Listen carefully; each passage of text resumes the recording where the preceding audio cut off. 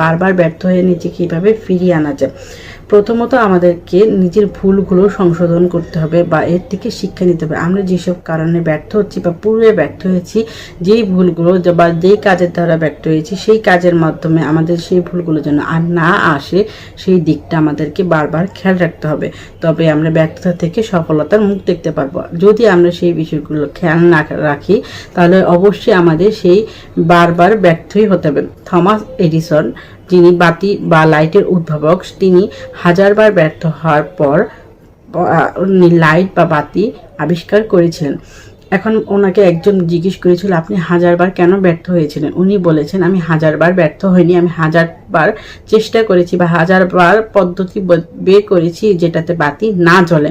উনি যদি ওনার নেগেটিভিটি বা ব্যর্থতাকে ঢেকে নতুন করে গড়ে তুলতে পারে, আমরা কেন পারবো না? আমরা অবশ্যই পারবো। এরপরে দেখা যায় ছোট ছোট লক্ষ্যগুলো পূরণ করা। আমরা যদি ছোট ছোট লক্ষ্যগুলো পূরণ করি, মানে সমস্ত কাজগুলো ভেঙে ভেঙে করি, যেই কাজটা, যেই লক্ষ্যটা আমাদের অনেক বড় আছে, সেই লক্ষ্যটাকে আমরা ধাপে ধাপে পূরণ করার চেষ্টা করব। যদি আমরা ধাপে ধাপে পূরণ করি, অবশ্যই আমরা আমাদের ব্যর্থতাকে ঢেকে নতুন করে এগিয়ে যেতে পারবো। এরপরে আসি, আমরা নিজেদেরকে সময় দিব বা মেডিটেশন করব। আমরা যদি নিজেদেরকে সময় না দিই বা নিজেদেরকে না গড়ি, মানে নিজের মনকে শান্তি বা ঠান্ডা না রাখি, আমাদের জীবনে কখনো ব্যর্থতা যাবে না বা হতাশা আমাদের জীবন থেকে যাবে না। আমরা নিজেকে কখনোই গড়ে তুলতে পারবো না। অবশ্যই আমাদেরকে ব্যর্থতা ঢাকার জন্য বা ব্যর্থতা দূরে রাখার জন্য আমাদের নিজেদেরকে সময় দিতে হবে। এই জন্য আমরা কবিতা পড়তে পারি, উপন্যাস পড়তে পারি, বিভিন্ন মোটিভেশনাল কথা শুনতে পারি এবং নিজেদেরকে নতুন করে গড়ে তুলতে পারি, এক্সারসাইজ করতে পারি, গান শুনতে পারি। বিভিন্ন নতুন নতুন কাজ আমরা নিজেদেরকে দ্বারা করতে পারি, যাতে আমাদের ট্যালেন্ট বৃদ্ধি পায় এবং আমরা আমাদের নতুন করে কাজের উদ্যমে ফিরে আসতে পারি। এরপরে আসা যাক, আমরা সৎসঙ্গে বা সৎ লোকের সঙ্গে চলবো।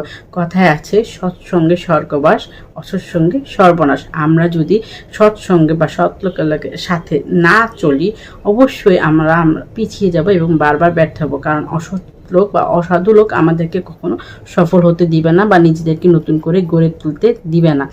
আমরা সৎ লোকের সাথে চললে অবশ্যই তারা আমাদেরকে মোটিভেট করবে এবং আমাদেরকে নতুনভাবে বাঁচার এবং গড়ে ওঠার জন্য আত্মবিশ্বাস জুগিয়ে তুলবে। নিজেকে সম্মান করতে শিখুন। নিজে যদি সম্মান না করেন, তাহলে আপনি কখনোই ব্যর্থতা থেকে ফিরে আসতে পারবেন না। এবং নিজেকে ক্ষমা করতে হবে। আপনি যে পূর্বে কাজের জন্য ব্যর্থ হয়েছেন এবং তার জন্য যদি নিজেকে দোষারোপ করতে থাকেন, তাহলে আপনি কখনো নিজে ব্যর্থতা থেকে ফিরে আসতে পারবেন না। অবশ্যই আপনাকে পূর্বের কাজের জন্য নিজেকে ক্ষমা করতে হবে এবং ক্ষমা করে নিজে গড়ে তুলতে হবে। এরপর আসা যাক, না বলতে শিখুন। আপনি অন্যদেরকে না বলতে শিখুন। কেউ যদি আপনাকে জোর করে কোনো কাজ চাপিয়ে দেয় বা কোনো কাজের উপর আপনাকে দোষারোপ করা হয়, আপনি যদি সেটা দোষারোপটা মেনে নেন বা আপনি যদি দোষ না করে থাকেন, সেই কাজগুলো আপনার নিজের গলায় ঝুলাবেন না বা আপনার নিজে মেনে নেবেন না। না বলতে শিখুন। না বলা একটা মহৎ গুণ। আপনি যদি না বলতে না পারেন, তাহলে আপনি কখনো জীবনে উন্নতি করতে পারবেন না। মানুষের কাজ মানুষকে নিচে নামাবে বা নিচে নামার জন্য মানুষ সর্বদা ততস্থ থাকে। আপনি নিজে উপরে দেখতে চাইলে অথবা নিজেকে গড়ে তুলতে চাইলে অবশ্যই আপনাকে না বলা শিখতে হবে।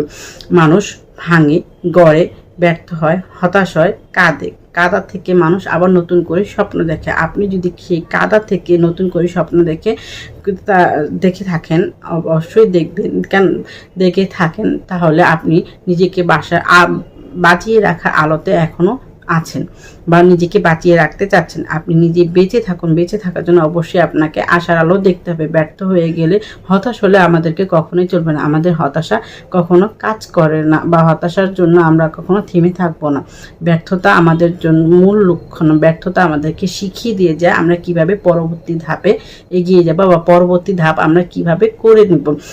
একটা নরম মাটি থেকে যেমন ইটের ছাঁচে ফেলে ইট বানানো হয় এবং সেই ইট দিয়ে ঘর গাঁথনি দেওয়া হয় এবং সেই ঘর মজবুত হয়, তেমনি নিজেকে মজবুত করুন এবং বারবার ব্যর্থতা থেকে উঠে এসে নিজেকে গড়ে তুলুন। সেই নরম কাদামাটি থেকে উঠে একটা শক্ত ইট বা পাথরে পরিণত হন, যেন আপনি নিজে গড়ে তুলে একটা শক্ত ভিত্তি বা বাড়ি গড়ে তুলতে পারেন বা নিজে সেইভাবে ইতিহাস রচনায় তুলে ধরতে পারেন। অবশ্যই নিজেকে ব্যর্থতা থেকে ছাড়িয়ে আনতে পারবেন। ব্যর্থতা কোনো বিষয় না। আপনাকে অবশ্যই নিজেকে ঘুরে দাঁড়ান। এই জন্য নিজস্ব মনোবল এবং আত্মসম্মান অবশ্যই জরুরি।